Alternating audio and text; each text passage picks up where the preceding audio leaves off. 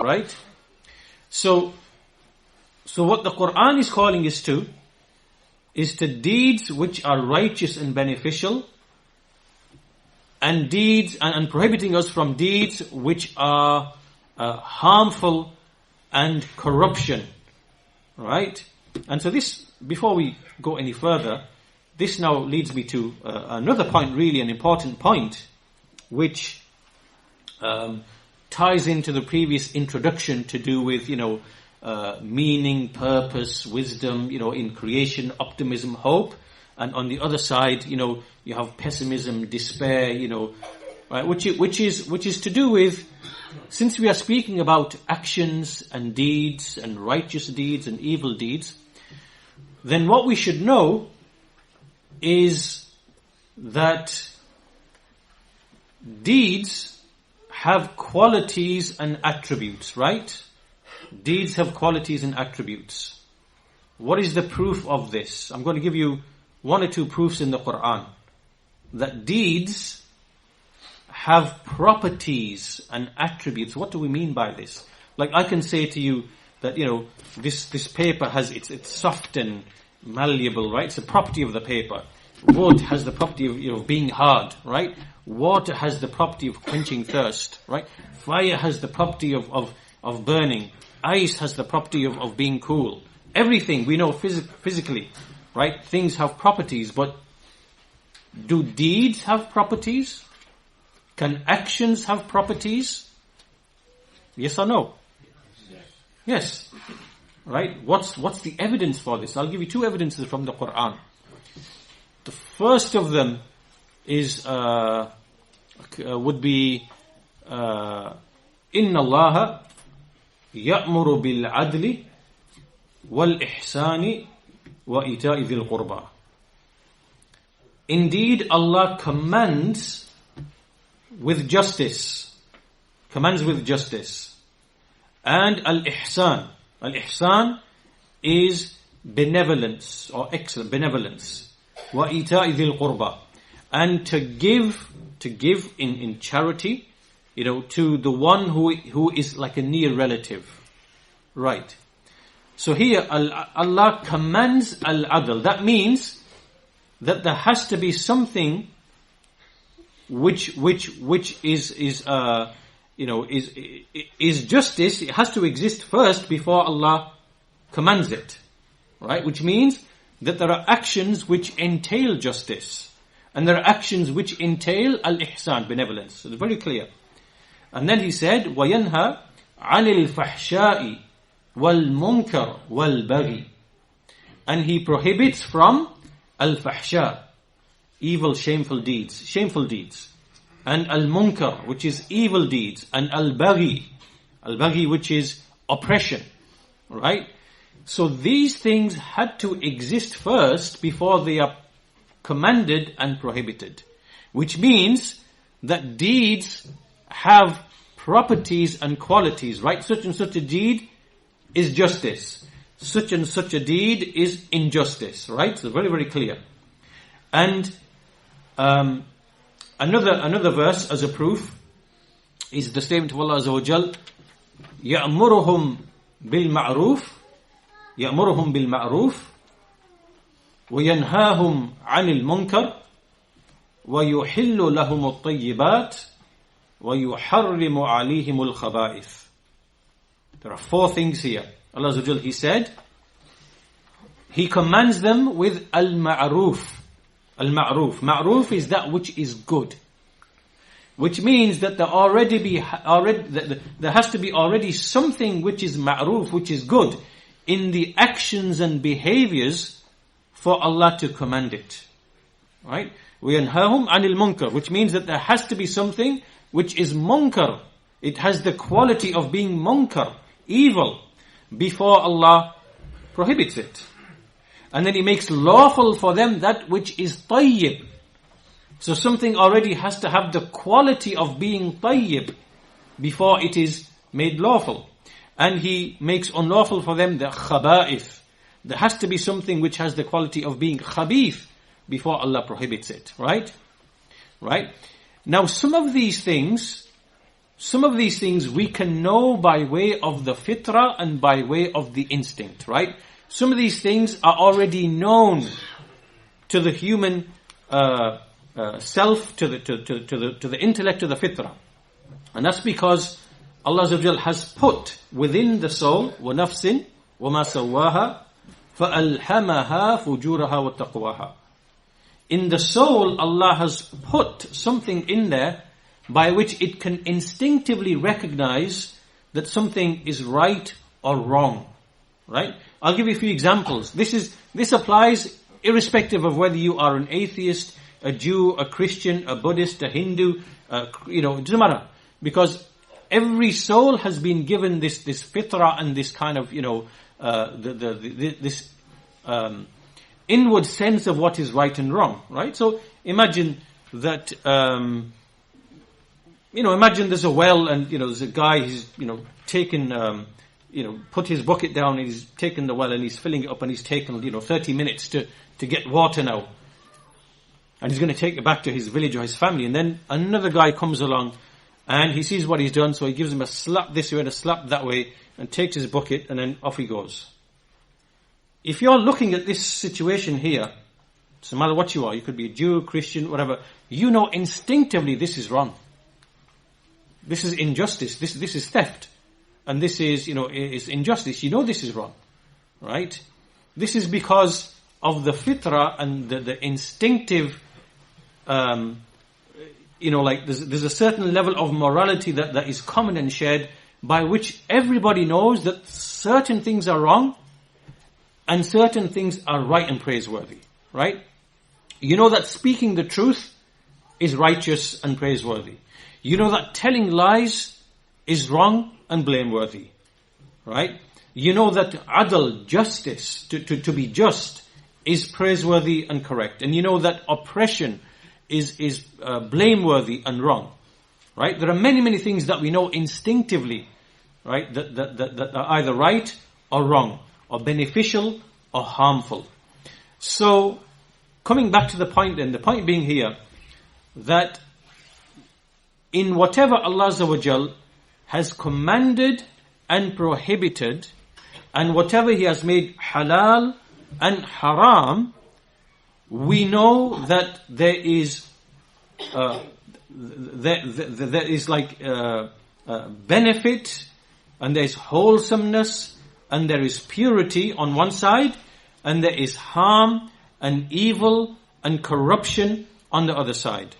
Right? There's nothing that the Sharia has come with in which it commands and which it prohibits, except that there is promotion of benefit and rectification on the one side, and the prohibition of corruption and evil and harm on the other side. Right?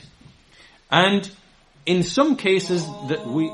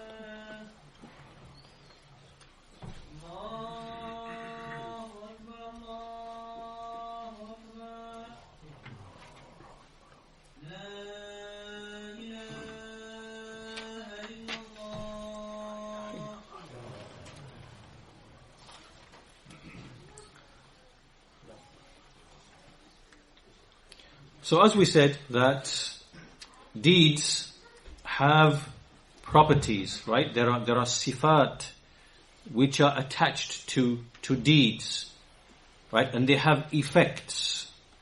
So stealing has something associated with it, and fornication has something associated with it, and dhulm has something associated with it, right? And it is prohibited for the attributes that it has. And likewise, all the righteous deeds, giving charity and being truthful and establishing justice, and all of these deeds, there are attributes which are attached to these deeds.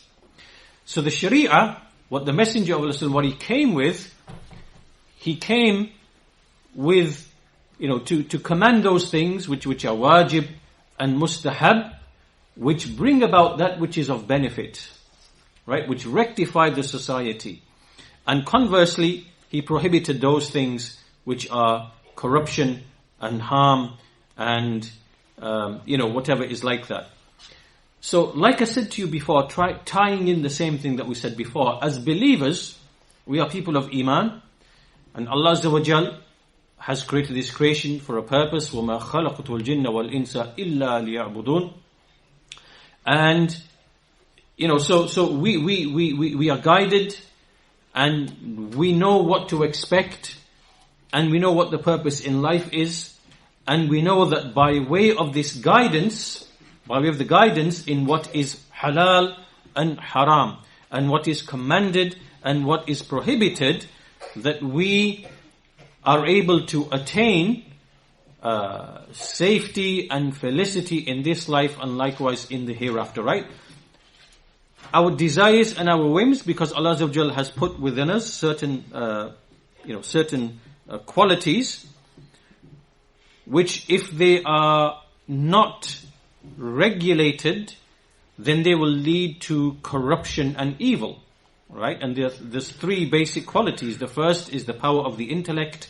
The second is the power of the carnal desire, the sexual desire, and the third is the anger and discontent, right? This is what Shaykh al-Islam Ibn Taymiyyah says. He mentions the verse in the Quran, وَلَا يَدْعُونَ مَعَ اللَّهِ إِلَهًا آخَرَ وَلَا يَقْتُلُونَ النَّفْسَ الَّتِي حَرَّمَ اللَّهُ إِلَّا بِالْحَقِّ وَلَا يَزْنُونَ. In this verse, Allah Azza wa Jalla describes three qualities of the believers. First of all, they do not commit shirk with Allah. Secondly, they do not kill a soul without due right. And thirdly, they do not commit illegal sexual intercourse, right? There are three things here: the intellect, the soundness and the power of the intellect, the power of anger, the feeling of anger, and the power of the carnal or sexual desire, right? In these three things, corruption can occur. So if you do not have the law, the Sharia, the guidance from Allah,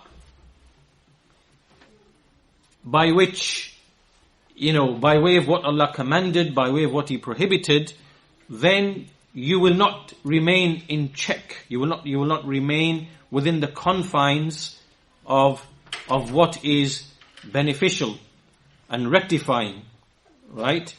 And obviously, because we believe in Allah, we believe in the last day, we believe in accountability, and we, all of those things, this is why we worship only Allah, and we do not transgress against the soul, the extreme limit of which is to kill a soul without due right, and nor do we commit or fall into illegal sexual intercourse, because these are when these affairs, when you transgress, and they go beyond the limits.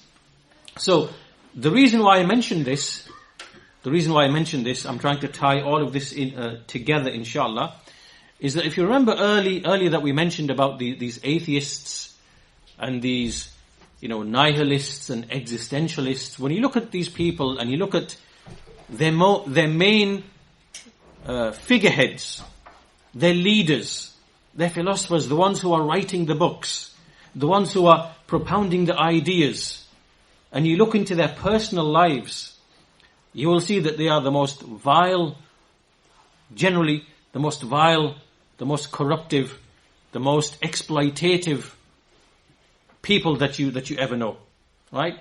Jean-Paul Sartre, a serial pedophile, engaged, in basically exploiting girls, right? Albert Camus, likewise, another filthy individual, right? And you start looking at these people, and because if you've got nothing to live for, and there's no meaning, and there's no purpose in life, and you've got to create your own meaning, then that's what these philosophers do. They just create their own meaning to life, and they think, yes, life is just all about pleasure and this and exploiting people. It doesn't matter, if you exploit these kids, whatever. It's a learning lesson for them, and they'll be better in life for it. Do you understand? Right? So the point being that these people, when they have this pessimistic, negative, bleak outlook in life, then it means you have to go and you have to create your own purpose. And you have to create your own truth. And this means that you will then transgress in the intellect. In intellect, sound intellect is tawheed, right? Creation has a purpose. There is meaning and wisdom. There's intentionality in what we see. There's a creator behind it. And we ought to worship him and be grateful for the bounties and favors. This is sound intellect. And corrupt intellect is all of this, like materialism, evolution, Darwinism, all this. This is a corruption of the intellect, right? It's a deviation from the intellect, because it's a misuse of the intellect, right? That's the first thing. And then you go beyond, you transgress in terms of like controlling your anger. So there you have murder, right?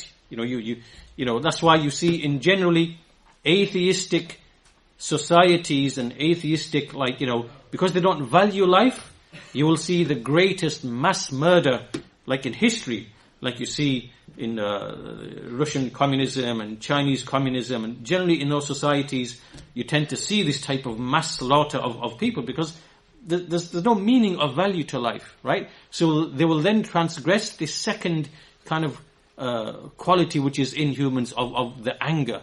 And then likewise, carnal desire, sexual desire, you will see them transgress in that as well. That's why you see all of these kind of secular, liberal societies, like you see in France, and you see in all these other places, like the Scandinavian countries. You see promotion of all of this, filth and extramarital relations and fornication and every type of filth and transgression you can think of, right? When you do not have guidance, and you do not have a meaning and purpose in life. So, coming all the way back, Allah Azza wa Jal, when He says, Ya ayyuhalladhina amanu, O you who believe, it is either a command that we are being given of something that is good, beneficial, wholesome, rectifying to you, to your heart, to your soul, to your family, to the society, or it is going to be a prohibition of something that is evil, corrupt, harmful, right? That's going to be harmful for you. So this is why the believer, he listens very, very carefully when he hears these, whenever he hears these words. And so the Shaykh continues and he says that when Allah addresses you, O people of Iman, from the believing men and the believing women, there is a wisdom behind this. There's a wisdom in this for you. And this wisdom requires that a believing man or woman, he is very, very quick in responding to Allah and His Messenger. You respond very, very quickly to Allah and His Messenger. And you respond very quickly in believing the reports. And this will then bring you closer to Allah Azza wa Jal. He's describing the attitude and the quality of a believer. This is how it is, right? That you respond sincerely and quickly, and you do what He commanded, you keep away from what He prohibited. And this is very different to the people of hypocrisy, the munafiqun, because even though outwardly they might do the same things that we do, they might pray, they might fast, they might respond to the Quran in different ways, But inwardly it's disbelief. Right? The only reason why they are believing is because they want to protect their worldly interests, which they would otherwise lose. So they're just making this dissimulation and display of Iman outwardly, whereas inwardly they are concealing disbelief. But they do the same things that we do outwardly. Whereas the believer is doing them sincerely, seeking the pleasure and the reward from Allah.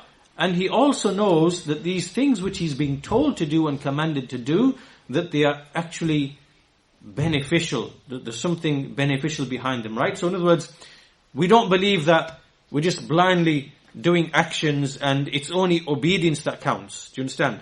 This is one of the false understandings that often the people of disbelief and the atheist materialists they have, that it's just blind obedience, you're just doing these ritual actions and there's no meaning behind it, and it's just, no. Like we said before, every action has attributes. Actions have qualities. That's why they are commanded and prohibited. It is because something is ma'roof, good, why Allah commanded it. It already has the quality of being ma'roof. Right? It's why Allah has prohibited something, from the things He prohibited. Because there's something inherently harmful in that thing. Like the flesh of the pig, for example. Or like alcohol, for example. Because it befogs the mind. And it leads to harm and destruction in society, right? So the commands and prohibitions are not just a command and a prohibition in and of itself. Rather, it is tied to things which have actual properties and qualities associated with them. Right? Whether they are physical things like alcohol, the flesh of a pig, or whether it is actions or deeds that we do, like stealing, or sexual relations outside of marriage, and so on and so forth. Right? These things, they have qualities attached to them, and they have an impact on society, upon the individual, upon the society, and that's why they are either commanded or they are prohibited. Right? So all of it, there is truth, and there is justice, and there is wisdom in all of this. It's not like what the kuffar and the mulhideen, what they say, is just blind following and, you just ritual obedience. And there's no, of course not. There's no such thing. And what more evidence do you need? What more evidence do you need than, the fact that in your societies you have all this suicide, and you have, like we discussed earlier on, you're sick of life, obviously. You're happy about something, but clearly it can't be true happiness, because otherwise you wouldn't be taking your life, like what we read earlier on from that news report.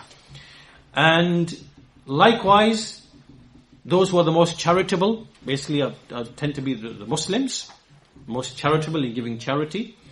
Those who are the most resilient in calamity, obviously they are the Muslims. Those who have who maintain they don't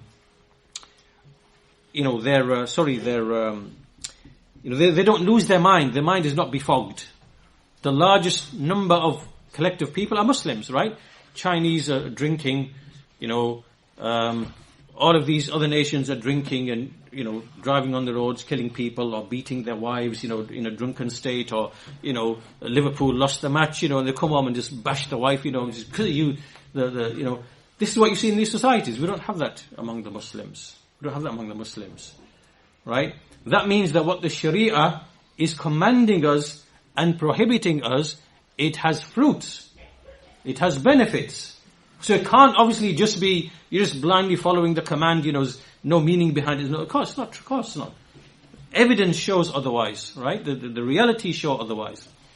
So this is why we are mentioning all of these things and tying them together, is to show that we as people of Iman, when we listen to Allah and His call in the Quran, we know it's going to be either a command that He's going to give us, which is going to be beneficial, or it's going to be a prohibition, which we know is something that's going to be harmful.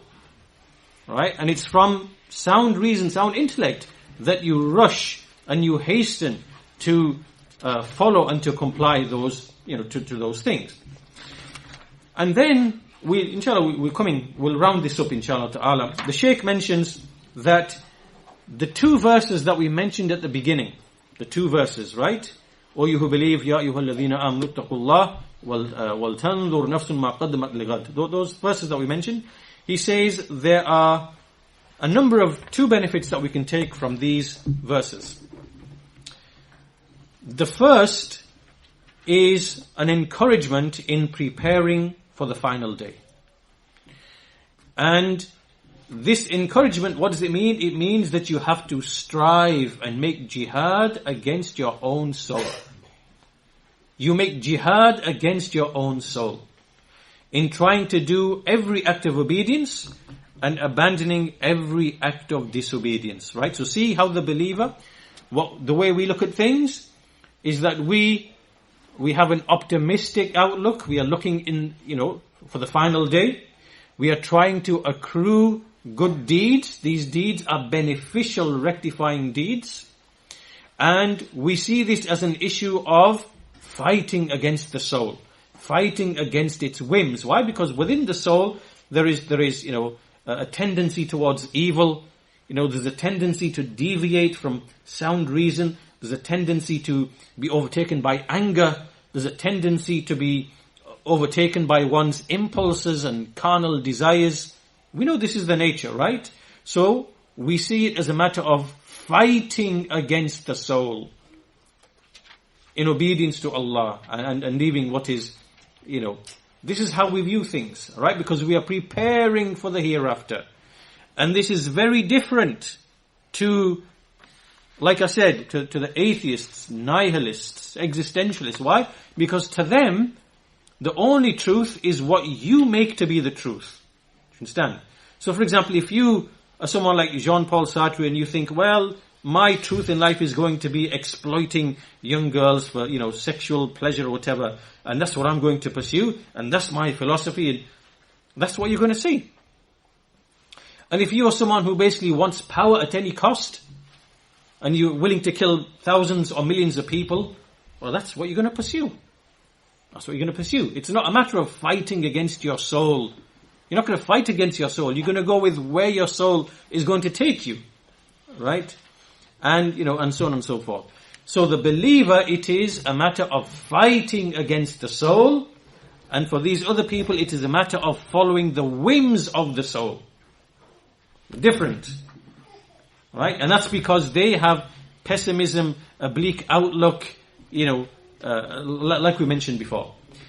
So the Shaykh then continues and he says, the greatest preparation a person can make for meeting Allah is tahqiq tawheed. It is to actualize tawheed. Right? It is to worship Allah with sincerity, and to follow and imitate His Messenger of Allah sallallahu alaihi wasallam. And this means that a person has to acquire knowledge and abide by the commands and the prohibitions.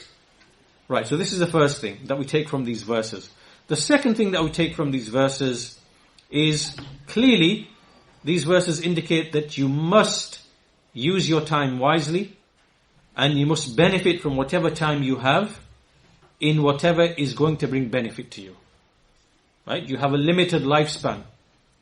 It's a few short decades and that's it. You're going to reach into old age. And, you have very limited time in which to acquire good deeds because, in life you are pursuing livelihood, you are raising children, you are pursuing education, you are pursuing work, there's all sorts of things you're doing. And within that is when you have the chance and the opportunity to acquire good deeds. So these verses, they are an admonition to use your time wisely, to use your time for benefit. And that's why in the verses, Ya ayyuhalladhina amanu ittaqullah wal tanzur nafsun ma qaddamat lighad. Let each soul look at what it has prepared for tomorrow. Ya ayyuhalladhina amanu la tulhikum amwalukum wa la awladukum an dhikrillah. O you who believe, do not let your wealth and your offspring divert you from the remembrance of Allah Azza wa Jal. So, a believer, The Shaykh says, فَمَا مِن مُسْلِمٍ وَلَا مُسْلِمَةٍ كَانَ كَيِّسًا فَطَنًا عَاقِلًا مُدْرِكًا إِلَّا وَهُوَ يُظْهِرُ لَهُ ذَلِكَ. That there is no Muslim man or woman who is intelligent, astute, smart, perceptive, except that إِلَّا وَهُوَ يَظْهَرُ لَهُ ذَلِكَ, except that this becomes apparent to him. This is apparent to everybody, right? That you have to use your time wisely to acquire good deeds, and not to be diverted by neither wealth nor your children nor any other kinds of preoccupations. So what we'll do, we've come halfway into the lecture, inshallah. What we'll do is we'll stop at this point and then we'll continue and finish off the rest of the lecture, inshallah ta'ala. The Shaykh mentioned some ahadith in this regard, so we'll go through them in the next lecture, inshallah. Just to summarize then, the lecture is about using your time wisely to acquire good deeds, beneficial deeds. And we as people of belief, people of Iman, we believe in Allah, we believe in the last day, we believe in accountability, we believe that there's a meaning and purpose to this life, and there's wisdom and there's purpose, and because of that, we as believers, we have something to look forward to, right? We hope in Allah, and we believe in the last day, and we know there is going to be justice. And so therefore, in this life, we gladly and with pleasure and joy, we seek to do righteous deeds. We get pleasure out of giving charity. We get pleasure out of establishing the prayer. We get pleasure out of enjoining the good and prohibiting the evil. We get pleasure and satisfaction out of doing dhikr, remembering Allah Azza wa Jal. Right? This is the true satisfaction of the heart.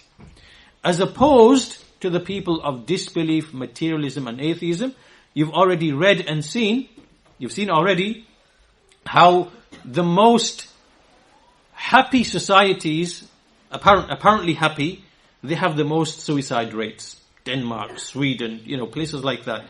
Because they measure happiness just with material benefits and material pleasures. This is happiness to them. And that's why, they say it's a paradox. How can we explain these people are so happy, great jobs, they're affluent and they have pleasures and whatever, yet they're committing suicide. It's because they don't know what true happiness really is. Right? True happiness is with the dhikr of Allah, the remembrance of Allah. Right? Ala bi dhikrillah tatma'innul qulub. Verily, by the remembrance of Allah do the hearts find satisfaction. So those people, they have nothing to look forward to. It's all pessimism, it's bleak, it's dark, it's black, it's gloomy. There's no meaning to your life. There's no purpose behind your actions. Why are you doing what you're doing? Well, if ultimately what's going to happen is that this galaxy is going to perish and, as they say. Right? So alhamdulillah, we listen to these ayat and we are encouraged by these ayat, and we know that in doing good deeds and pursuing good deeds, this is how we live like we said in the previous lessons, al-hayatu tayyibah. This is the goodly life. This is the life, the true life that gives you true life, true happiness, true satisfaction. So inshallah we'll continue in the next lesson with the rest of the texts mentioned by the Shaykh. With that we'll conclude today. Walhamdulillahi Rabbil Alameen. Wa sallallahu ala nabiyyina Muhammad wa ala alihi wa sahbihi ajma'in.